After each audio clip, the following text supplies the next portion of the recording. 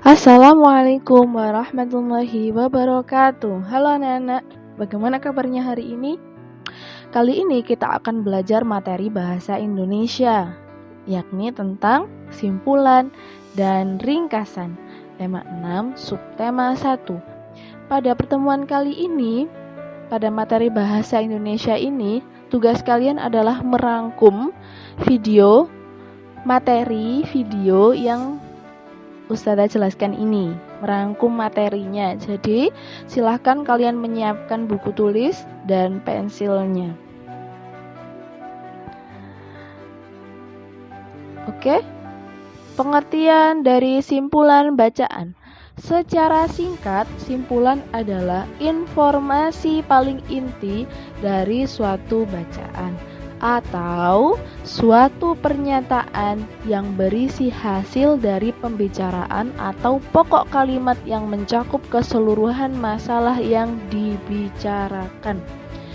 Jadi simpulan itu ketika kalian membaca suatu teks misalnya, kalian menyimpulkan dengan sendirinya inti dari teks itu apa, materinya mencakup tentang apa. Kalian menyimpulkan sendiri dengan bahasa kalian sendiri.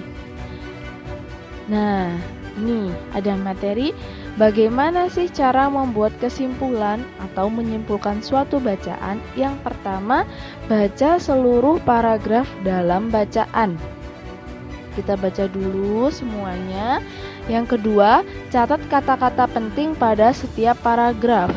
Catat nih, apa kata penting dari setiap paragraf. Yang ketiga, gunakan kata-kata penting tersebut untuk membuat kalimat-kalimat kesimpulan menggunakan bahasamu sendiri. Dan yang keempat, gabungkan kalimat-kalimat tersebut menjadi simpulan bacaan. Di sini ada suatu contoh bacaan. Sumber energi panas. Sumber energi panas adalah benda yang dapat menghasilkan energi panas. Energi panas adalah energi yang dapat menghasilkan panas. Sumber energi panas yang sangat kita kenal adalah matahari. Matahari menjadi sumber energi panas alami dan terbesar. Energi matahari dibutuhkan tumbuhan hijau untuk membuat makanan melalui proses fotosintesis. Energi matahari juga dimanfaatkan untuk menghangatkan tubuh hewan dan manusia. Matahari sangat bermanfaat bagi manusia. Manusia memanfaatkan panas matahari untuk memenuhi kebutuhan sehari-hari. Sebagai contoh, menjemur pakaian, mendapat asupan vitamin D, mengawetkan ikan asin, atau membuat garam. Selain itu, matahari dimanfaatkan untuk membangkitkan listrik suatu panel surya. Energi panas juga dapat berasal dari api. Api berasal dari benda yang terbakar. Api bisa dihasilkan dari korek api. Api biasanya dimanfaatkan manusia untuk melakukan pembakaran. Api juga dihasilkan dari kompor. Selain api, gesekan dua benda dapat menjadi sumber energi panas. Sebagai contoh, kamu bisa menggosokkan kedua telapak tanganmu. Setelah kamu gosokkan beberapa saat, kamu akan merasakan hangat pada kedua telapak tanganmu.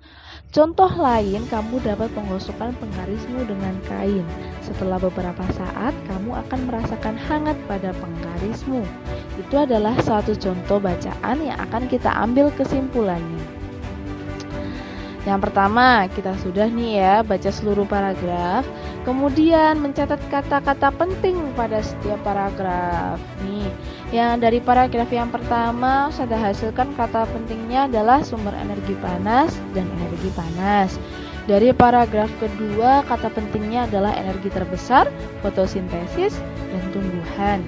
Dari paragraf ketiga, kata pentingnya manusia, panas, menjemur, vitamin D, mengawetkan, listrik, dan panel surya. Dari paragraf keempat, ada api, korek api, pembakaran, kompor. Dari paragraf kelima, gesekan dua benda, telapak tangan, penggaris, kain. Itu adalah kata-kata pentingnya. Kita akan membuat kata-kata penting ini menjadi kalimat.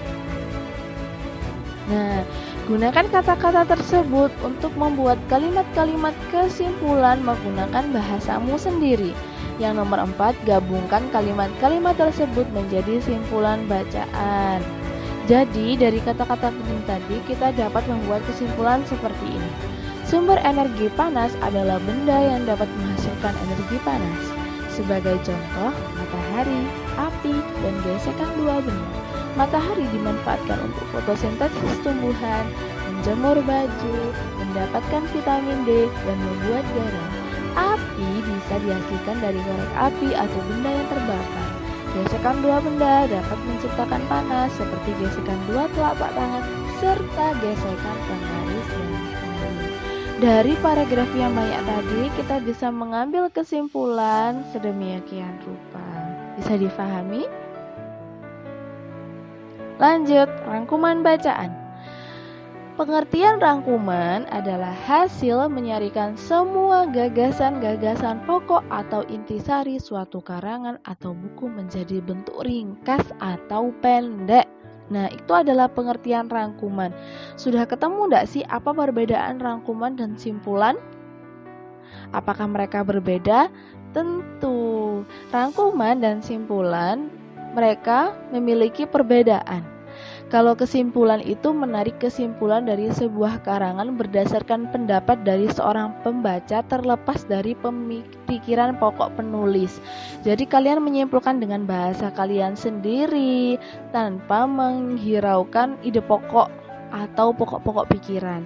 Sedangkan rangkuman itu memperpendek karangan dengan tetap mempertahankan keaslian pikiran-pikiran pokok dan sistematika penulisan asli penulis dari tiap paragraf tanpa ada perubahan sedikit pun. Nah, itu adalah perbedaan dari simpulan dan rangkuman. Apakah bisa difahami?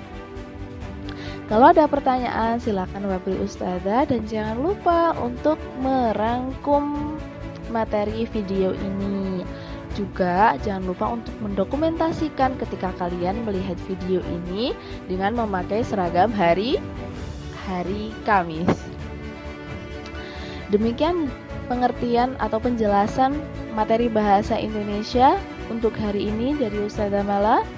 Apabila ada pertanyaan tolong ditanyakan atau tinggalkan di kolom komentar di bawah ini.